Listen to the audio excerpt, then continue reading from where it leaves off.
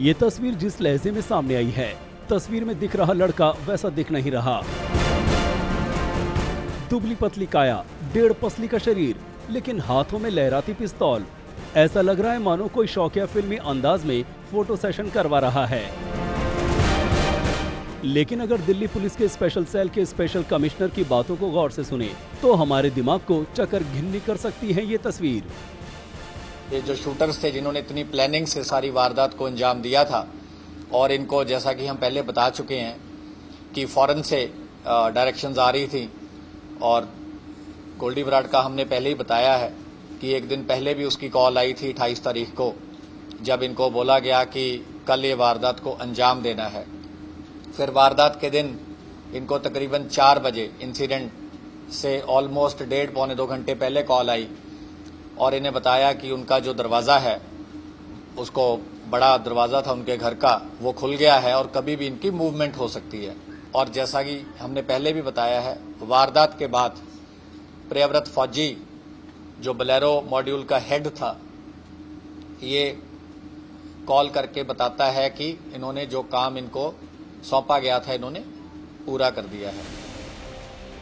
क्योंकि यहाँ जिसका तारुफ दिया जा रहा है वो कोई और नहीं बल्कि पंजाबी सिद्धू मूसेवाला पर सबसे नजदीक से दोनों हाथों से गोली बरसाने वाला अंकित सेरसा है। अंकित सेरसा की गिरफ्तारी के बाद अब उसकी फरारी के किस्से भी पुलिस के सामने हैं। सिद्धू मूसेवाला के कातिलों की टोली के कई दूसरे किरदारों के मुकाबले शायद अंकित सेरसा का किरदार सबसे ज्यादा चौंकाने वाला है, क्योंकि इसके माथे पर लगा गुनाह का निशान इसकी उम्र से कहीं ज्यादा बड़ा और संगीन है। इतना ही नहीं, उसके शूटआउट में शामिल होने से लेकर फरारी तक कई चौंकाने वाली बातें शामिल हैं।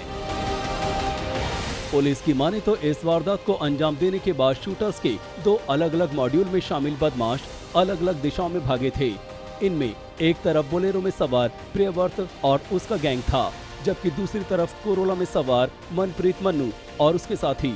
अंकित सेरसा और उसके साथियों ने गिरफ्तारी से बचने की हर मुमकिन कोशिश की। किसी भी ठिकाने पर 2-3 दिनों से ज्यादा नहीं रुके, हालांकि इसके बावजूद पकड़े गए। अंकित ने वारदात को अंजाम देने के बाद और अपनी गिरफ्तारी से पहले 5 राज्यों में 35 दिनों में 35 ठिकाने बदले।